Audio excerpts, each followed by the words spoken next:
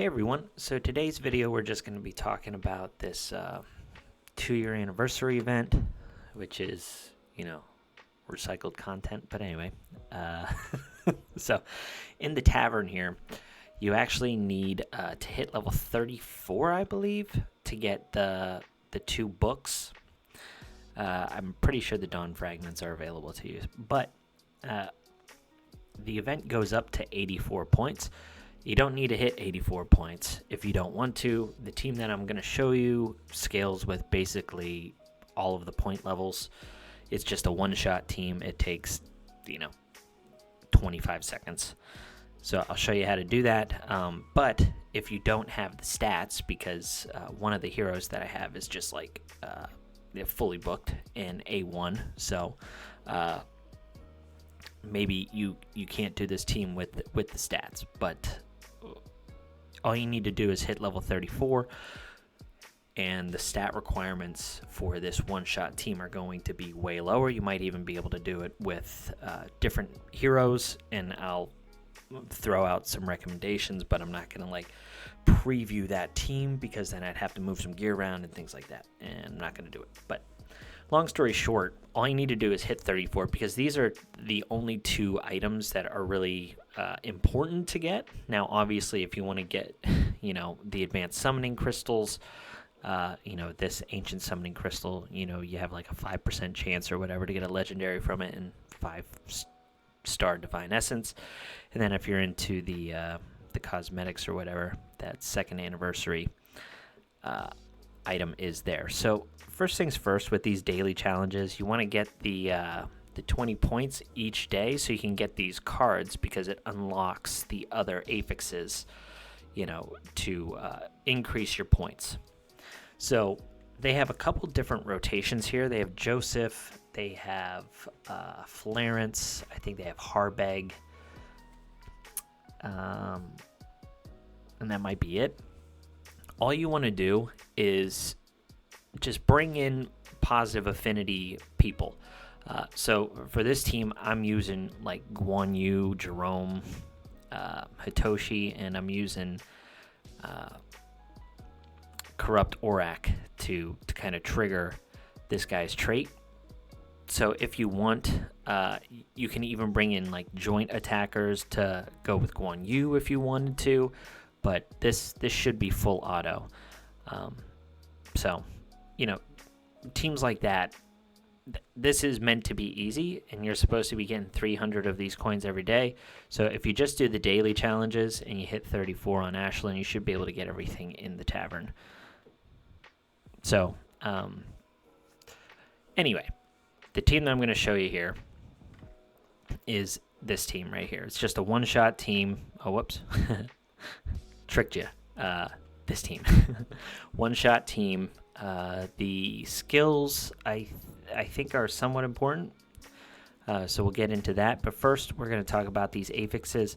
So, you need a certain amount of points to unlock all of these, at least to get to 84. 34, though, like I said, is where you truly want to be. But this is the 34 team, and then you can just downsize any kind of issues you might have with this team, to get to 34 or whatever, if you don't want to do the 84. But for the 84, what we have here is all enemy levels are increased by 20. This is kind of relevant, I guess, to this team, because the higher the levels, the higher base stats the enemies are going to have. So if they're increased by 20, they're going to have more HP, more defense, things like that. This want to have some fun is going to be completely irrelevant, because our team is going to kill Ashlyn just in the first turn, and this procs after the first turn. So that's really not going to matter. It doesn't affect this. Evil Ashlyn, again, kind of affects this, but at the same time, we've built the team around this. What this does is it puts up one of those, puts up all of the little Ashlyns, and it makes the main boss invincible. So, but with our team, we're going to be able to kill the minions, and then we're going to one-shot the boss with Gavin. So this affix is, so the 4 extra Phantom Ashlins is just the other minions. Again, it's not going to matter. We're going to kill all of them with the splash damage from Gavin and Clarence. Here, so this won't matter because Gavin's going to go before Evil Ashlyn. This crit damage does matter. This is probably what people are going to have the hardest time with their builds. This one and this one. So if you're just going for 34, obviously put this down to 60. You get 40 more crit damage out of your team. And then this one is speed. So instead of 30 speed, instead of 100 speed, which we need for the 84, it'll go down to 30. This one is 50% hero healing. This isn't going to matter. Like I said, we're going to one-shot the boss. We're not in it for the long game. So, the healing from Clarence or whatever is irrelevant. So that doesn't even matter. Focus being reduced by 80%, I think, it might also be something that is tough for people. But if you're endgame like me, and you're farming, the end game dungeons, your Shanes, your Flarences, they all need higher focus anyway, and you won't need to adjust anything here. One thing that you should never do is unlock this one. When enemies are attacked, it reflects damage equal to 3% of the max health. Don't do that. You're going to kill yourself. So don't ever unlock that one. You don't want to use that one. This cooldown thing, I don't even know if this is working because all of my heroes have their cooldowns. They don't have anything on cooldown, so I don't know what that is. The complete the battle within 10 rounds isn't going to matter because, again, we one-shot and then clear the stage with no deaths. Not going to matter because we one-shot. So, okay, so here's the team. You have Clarence, Shane, Muriel, and Gavin. Now, Muriel and Shane are both in Resonance set, the set that you get from Gemini Dragon. Only one of them needs to be in Resonance set. You need one activation of Resonance set to bring in Gavin because you need 3 basic ability attacks from Gavin in order to activate the splash damage.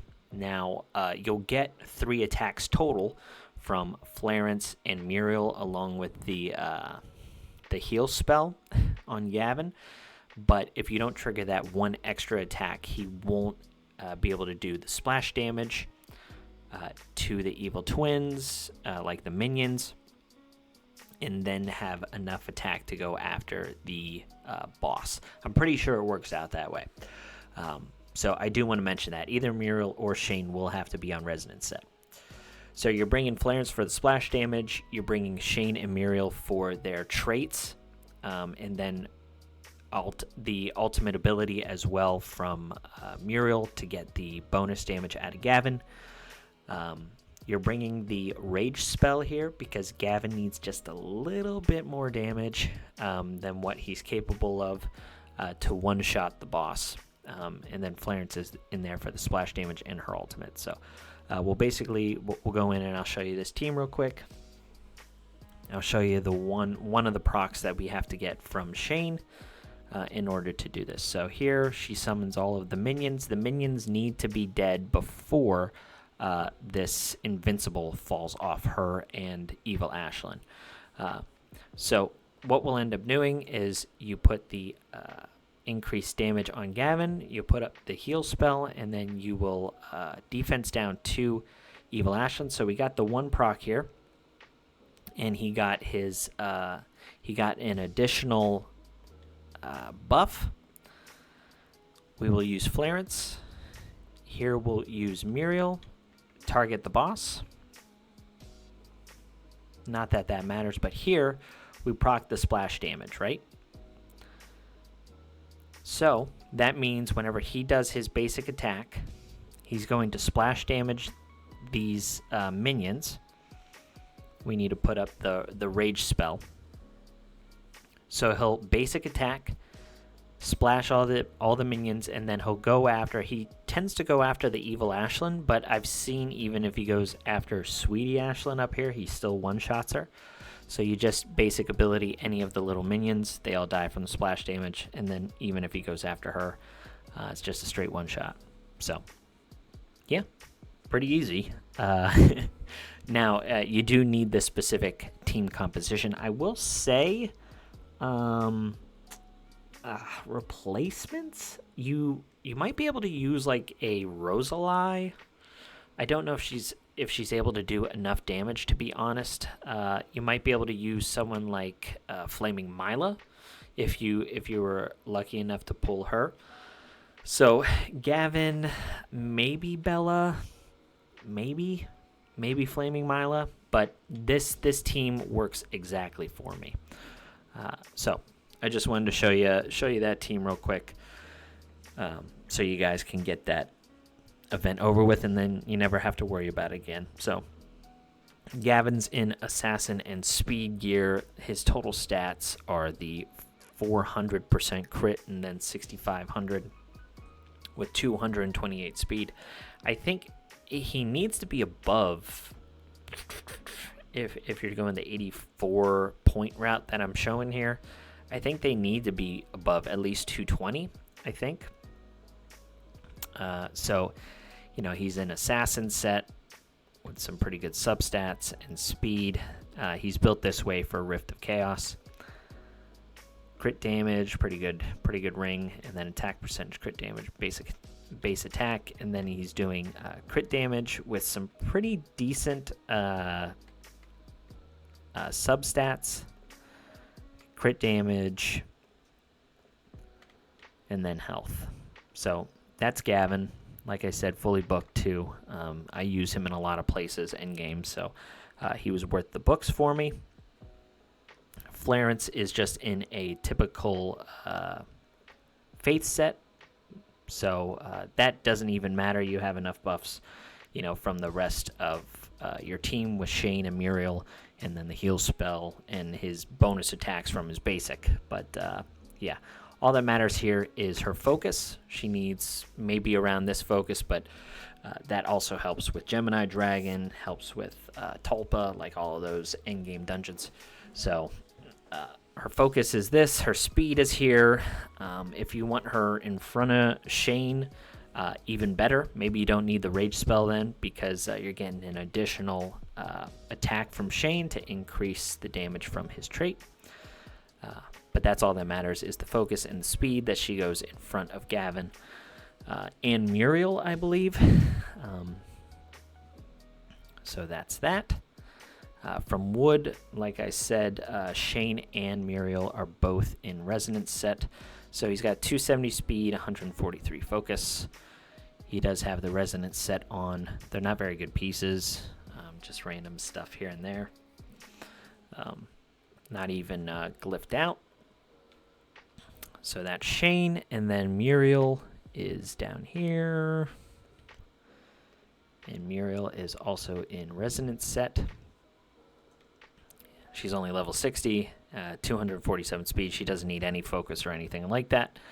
You just need her speed up and in Resonance set. So that's all I got, guys. Just a quick little video on the event. I hope you get the 84 points and you get the little rewards in there. So hope this helps. See ya.